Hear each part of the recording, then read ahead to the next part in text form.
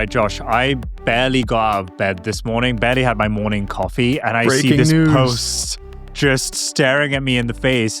Linda Yaccarino, the CEO of X, has just announced that she's stepping down after 2 years at working at the helm.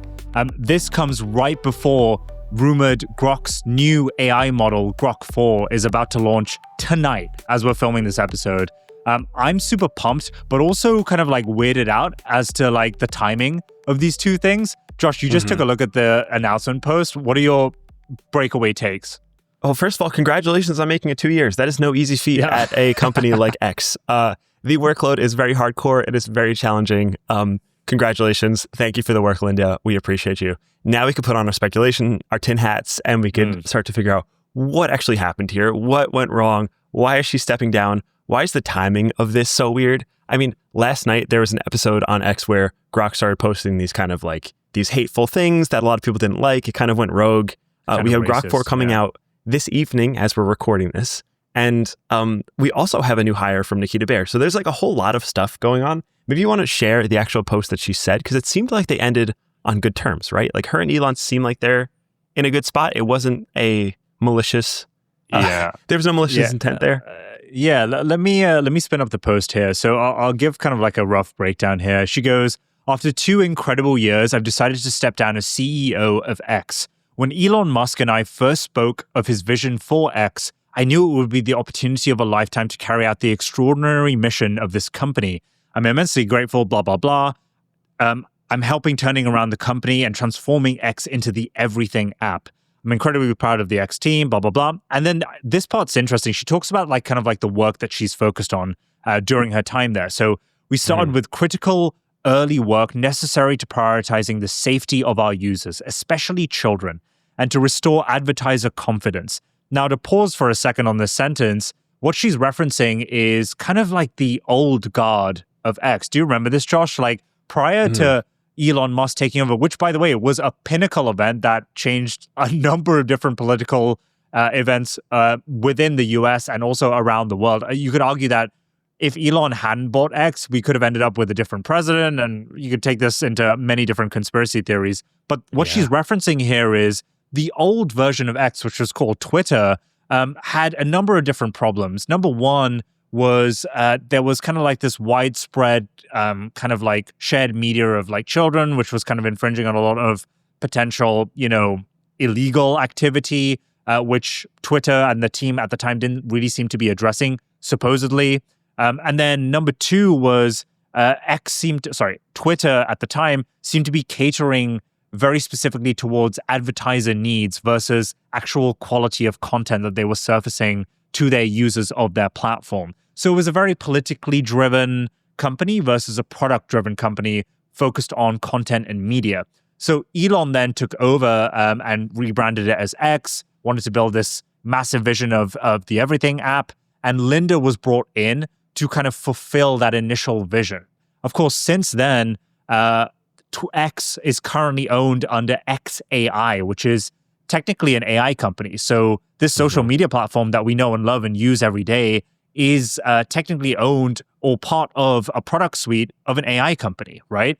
And I think the vision has since shifted from, the everything app to the everything AI-powered app. And with that, I think comes kind of like different skill. It requires different skills and potentially, or maybe obviously, a different helm, a different person that heads it up. What are your thoughts on this, Josh? Yeah, I think the advertising line to me is what stood out, because I remember vividly when X was taken over by Elon, almost immediately, all of the advertisers disappeared. And they said, we're not going to advertise on this platform. We don't want to support this. That was a big problem for X, because that was their huge monetization engine. They were cutting costs. Their revenue was going through to the ground. What Linda was really good at was this advertising world. She was highly networked in this advertising world. She really understood it deeply. She had all the relationships. She was kind of the public face, the public interface between X and the world of sponsors. And I think in that sense, she did a really great job of merging the two, bringing confidence back to the platform. She wanted to, you'll notice here, she talks about how she wants to make it a safe space and great for advertisers. And I think those two things go hand in hand, and she accomplished that goal. Now, that is a very small subset of what matters at X. So in one sense, she solved part of the revenue problem. The blue check was a big way of doing it where they charge users to subscribe, but also she solved the advertising problem. But there's also a lot more now to X. Like you mentioned, X is not just a social media platform. It is now an AI company. And the problems now are much bigger. So while these things are important, and while those interpersonal relationships between the advertisers are important, it would appear as if they're kind of pivoting away from this and they're moving closer towards a social media AI platform. And that means like maybe content moderation doesn't need all of this complicated legislation and processes. Maybe it's just a matter of training Grok to be really good at content moderation, and it does it automatically. So it's a totally different skill set than she was initially there for. 2 years is a ton of time in this world. So it seems like mission accomplished. It seems like maybe it's just time to move on and to hand the reins over to someone else. And I think that's probably what happened here. But then there's more speculation on because of the timing, really, right? Like this was a very weird time for her to get up and go. Yeah. On your point around how X is evolving, I think, it's typically just been treated as a social media platform like your Facebooks or your Instagrams or Reddit, right? Actually kind of like a weird combination of all three of those companies, which is why it's one of the most used social media platforms in the world right now. But largely speaking, I'm wondering how Elon is thinking about the strategy behind X and what it eventually becomes. He seems to be thinking about it very much from an AI first perspective. So your point around like how content is created, surfaced, and indexed, I think is going to look completely different on X within probably like the next 6 months at the rate that they're working, right? Certainly. Also, I just remembered that Elon has mentioned a number of times now that he doesn't believe copyright infringement laws should exist. And the reason why I mentioned that specifically is X for a number of years now has been considered like the town square, right? Where people can come in and bring firsthand insights as to what's going on in the world and identify trends. It's meant to act as a source of truth. But prior to Elon taking over, this was kind of like contested quite a bit, right? They were saying that, it's being biased in many different ways. Posts are being censored. People are being shadow banned. And I can't help but think that an AI ground up built social media platform is going to kind of rid some of these different things. And it's going to require a different kind of mindset. And one of the more recent kind of signals that we're heading this way is the hiring of this man called Nikita Bier. Have you heard about this, Josh?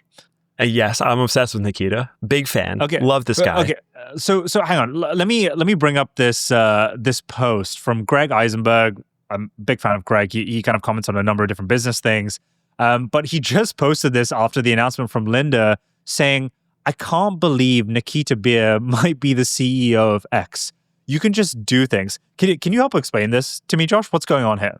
Okay, so Nikita, some background. He has founded a lot of companies, one of which sold to Meta for 100 million, one of which sold to Discord for 30 million. He is kind of known as the growth hacker in the space. He has built great products, and not only has he built great products, but he is a professional at lowering the amount of friction and increasing the virality of these products. So most recently, he created this product and he launched it called Explode.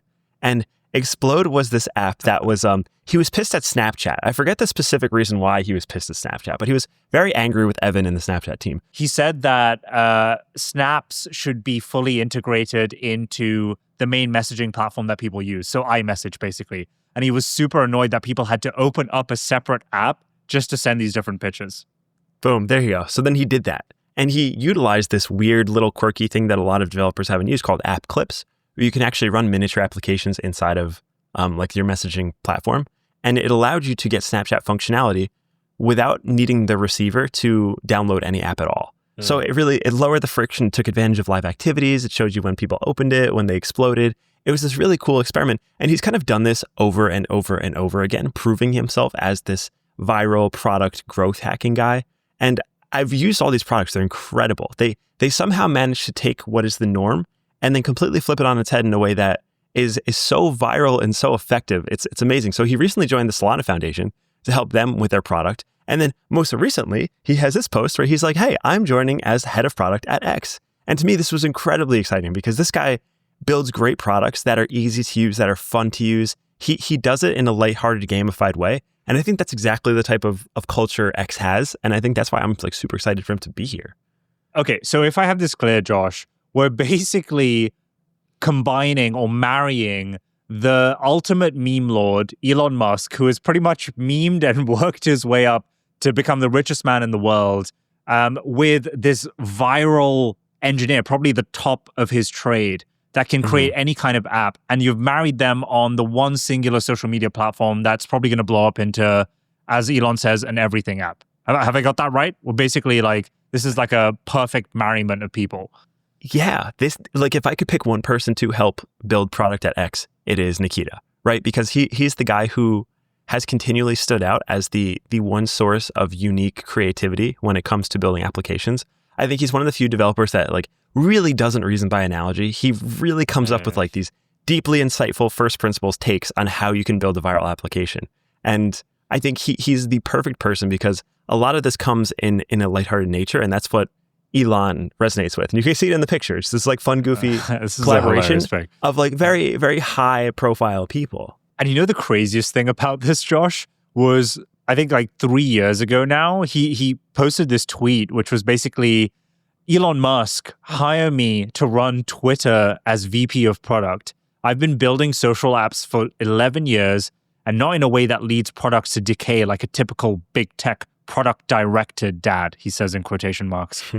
Twitter has the potential to be the leading messenger, groups app, and content creation tool. So, you know, this guy has been a ride or die before he even joined the company. And I've been following Nikita for a number of years now.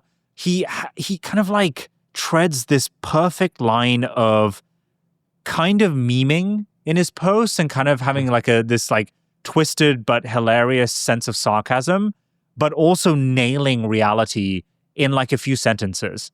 And he says it so verbosely and clearly that you kind of like understand what he's saying right now. And it kind of speaks to his trade or skill, right? Which is like creating simple, viral, frictionless apps. But what I found hilarious was he manifested this, dude, like years ago.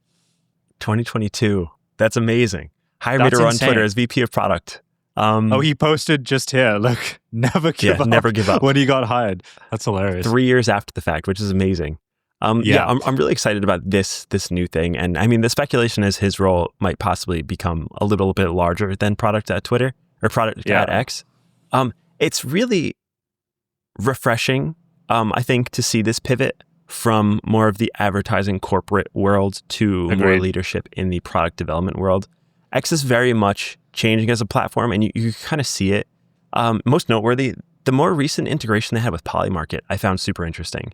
Because, I mean, to most people, Polymarket it's a truth-seeking mechanism where you can kind of place bets on what reality is. And then in the case that it is wrong, you can actually arbitrage the difference. So, and I mean, Polymarket's come under drama for other reasons this week. But the idea is that Polymarket is a truth-seeking engine. And when you integrate that type of technology into Grok and into X and into this one platform, you kind of start to get this thematic thing where not only is this a town square, but this is a singular source of truth. And XAI, when they acquired X.com, what they did is they also acquired, here's the announcement. But they also acquired the mission statement of XAI, which is to find truth in the universe. And that's kind of what they want, is they just want a truth-seeking mechanism. And I think this new strategy is that. We're seeing the tighter integration with Grok. We're seeing it joining forces with Polymarket, which is the actual market in which you can gauge how truth happens. This is a trend that I've been really excited to see and I hope continues. Do you have any takes? If I were to like summarize the trends of hiring a guy like Nikita, announcing this big Polymarket integration, which for those who are listening and who have never heard of the term Polymarket before, it's basically a betting platform that you can bet on different kinds of events that happen across the world.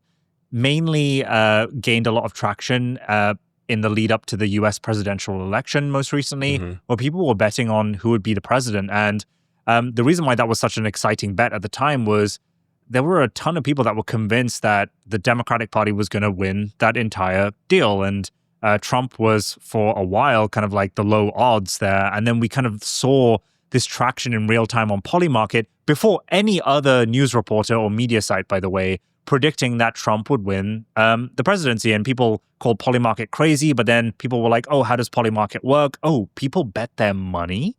So that means they must have some kind of stake or some information, right? Which is why Polymarket gained a lot of traction, and it ended up being right. So this formal partnership with X is kind of like, to your point, Josh, one of the many truth-seeking mechanisms that this team is implementing within X. Now, when I think about Nikita as kind of like his product background and history, he seems like a very first principles thinker, Josh. And he thinks about the experience of a user using the product versus, I'm going to add AI into this product because everyone else is, right? He thinks about how a user clicks, what kind of buttons they'll be attracted to. He's kind of like a UX guy, but he does it really, really well and thoughtfully. And I think about this and what AI has done for just like, not just platforms, but like any kind of interaction that I have today, Josh. Like I was using Grok just now to like kind of understand a concept that I didn't get, right? Or I was helping it research a bunch of different things for me in a separate job that I do on a day-to-day basis. And it's just finally attuned to like whatever I do in life these days. I think AI is going to play a massive role in truth-seeking. So I think this combination of like getting a ton of people to feed into this AI, because that's what X is, right? It's a live data platform that you can feed into your Grok model and hopefully create a smarter, more personalized model for each individual user. I think that's where all of these components are kind of trending. And Nikita Bier is kind of like this new cherry on top of the cake, which is going to help them kind of step into this new path. I'm looking at this tweet that he posted, by the way, speaking of stepping into his new role, where obviously, you know, as CPO, I kind of see it as like a pseudo CEO role. Maybe there's a lot of people that disagree with that statement, but the CEO and CPO probably work very closely right now. And right now, the CEO is Elon Musk, unless I'm missing something. And he goes in this tweet, sometimes I step into a meeting with AI researchers and they'll be casually demoing technology that will put us in the literal matrix when it launches. And then they'll be like, so what's for lunch? Yeah. And what he's demonstrating there is this massive like disparity between kind of like what these very few talented AI researchers are building, which is, we've spoken about this on this show before, God or some kind of virtual God. And then the lack of knowing of the wider public or the 99.9% of other people that aren't involved in this research that don't get these insights of what is being built. I don't know what your take is on this, Josh, but it seems like he's just seeing something that is kind of being reflected in many other AI researchers, which is like this crazy magical technology. How do you think this is going to get applied to X? Do you have any thoughts on this? So we're seeing this divergence between these two large AI companies, right? We have OpenAI, which wants to build the operating system for your life, where it has the companion hardware device that will be with you all the time. It's collecting lots of data. It wants to be the operating system that just runs everything around you every single day. And what we're seeing with X, and particularly XAI, which owns X, is that it's looking to be more of the interface between you and the rest of the world. So kind of like the social layer. So if OpenAI is the personal layer, XAI is the social layer, meaning it's kind of building tooling for the way that we communicate and we learn things from the world.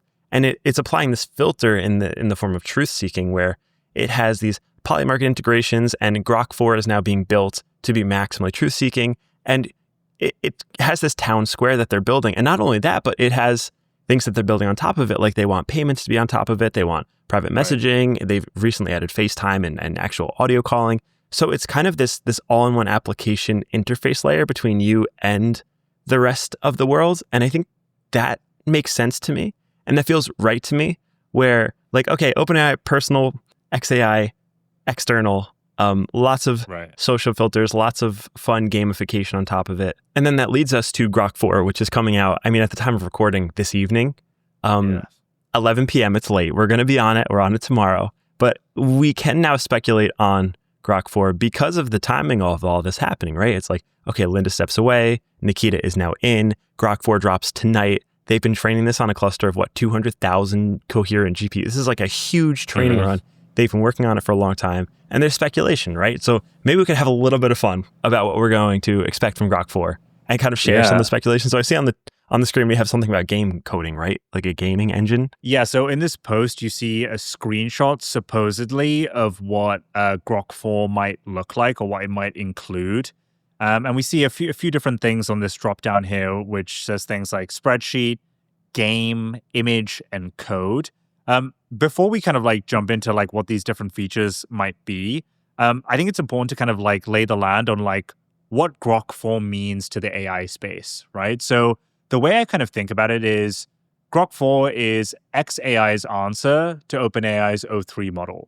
And for a while now, OpenAI has pretty convincingly led the charge in terms of AI models. Now, you've had Cursor come out with Claude 4 and Sonnet, and they're really good models, but they haven't really caught the consumer traction as much as OpenAI models have. Claude 4 excels in code, but Meta xAI has kind of been sitting on their hands for a while now. And we spoke in a previous episode about how Meta's just hiring a ton of people to figure that out. But Grok's been quiet. xAI has been quiet. And it turns out that they've just been kind of heads down, really fine-tuning what this potential new model is going to be and mean to a wide number of people. And I love the speculation game on this because, okay, they're going to be talking about Grok4 tonight. We're going to have an episode come out tomorrow on what Grok4 actually is. But let's see how many speculations we can nail today, Josh. So I'm going to come out and say that I don't think they're just going to launch a Cursor coding competitor. So for those who are listening to this, Cursor is kind of like the top vibe coding app. So you can just kind of like prompt and create games, apps, or whatever you might be from a simple sentence. I think they're going to do Cursor for gaming, Josh, because and I'm extrapolating on a ton of different things here, but okay. Elon is a famed gamer. He's actually one of the top 10 Dota players, which is like a very big, massive worldwide playing game. He's a top 10 player in that. And I don't know how he does that whilst running, 5 other billion-dollar-plus companies. But he's somehow able to do that. And Nikita loves gamifying a bunch of his different apps. I also think gaming is at a point now where it's just such a natural coercion into something like an everything app, where I kind of think of like, when he says everything app, I think of like WeChat. And for those of you who don't know, WeChat is like the top app in China specifically, but I think Southeast Asia at large. And something that WeChat kind of nails is, it compiles everyone's finances. It's a great social media feed, but also people spend so much time gaming on it. And I know that sounds crazy, and maybe that's like my moonshot guess, but I think that's one of the main features that they're going to go for. What do you think, Josh? As a gamer, I love this thesis. I love games, obsessed with playing games. Elon, to fact check you, is actually rated number 1 in the world currently in Path of Exile 2. Oh, sorry, not top 10. Number 1. Well, probably top 10 in Dota, but in Path of Exile, number 1. And actually, just for fun, the way he gets there is he has these 2 dudes who are incredibly talented at the game, and they will level up this account for him and put in the many, many hundreds of hours required to get to that level, and then hand it over. And then Elon is then able to have a fully charged account to then play. So it still requires a tremendous amount of skill. So he's outsourcing this. He's automating this. Oh, absolutely. I used to do this too. I would have people boost like camos for me, and you could pay them little fees, and they'll go and they'll put in the refs to get like the things that you need, the tool set. But he's actually the one playing with the tool set. So it's kind of like he is best in the world, but not putting in all the hours. That's how he's able to do that. But in terms of gaming, love. I think this is an amazing thing. I think gaming, what we've seen with other models, I mean, in terms of like Gemini, is you can actually generate a game with a single prompt. And I think that creates a really fun dynamic where you can kind of hyper-personalize these experiences. Gaming is super exciting. I hope they do it. It's fun. It very much aligns with the ethos. In terms of my guesses, I'm really excited for the integrations. I want a desktop app really bad. I love the ChatGPT desktop app. I love how it integrates into the other platforms that I work on. It works with the Notes app. It works with the command terminal. It plugs into a lot of the existing things on the desktop. And it just lives in a window that's always open. I feel that if Grok is able to do that, I will then be inclined to use it much more than just when I'm on X. Do you think they'll run some kind of personalized version on your desktop in that example, Josh? I hope so. I want memory to become a big thing for everybody. What I like about memory, in particularly the case of X, is that it has access to all of my posts' history. So I have had an account on X or Twitter for, I think since 2011. It's been like 15 years almost. Wow. And over that time, I don't think anything's really been deleted. So it just kind of has this stream of consciousness over 15 years of my life. That's a huge amount of context that it's not currently able to access. So one thing, and one of the gripes that I have with X currently actually is when you ask it to like index other people's posts or like interpret them or do deep searching, it doesn't really have that capability. If it can do that, if it can index all of my posts, create a profile for me, if it could do that for other people, and you could almost interact with these other accounts just based on their, like the generated model of their post, that seems like a really cool thing that we could have. And then the other thing that I'm super excited about that I am like selfishly hoping happens and optimistic that it's going to happen is that Grok rolls out in Tesla. I think that's going to be so cool because as someone who drives them around all day, I really want that integration. And the fun thing about integrating an AI model with cars, this will be the first time it ever happens, is you get access to the multimodality of this car as well. So the input sensors, you have GPS, you have sound with microphones, you have vision through the camera array that exists fully around the car.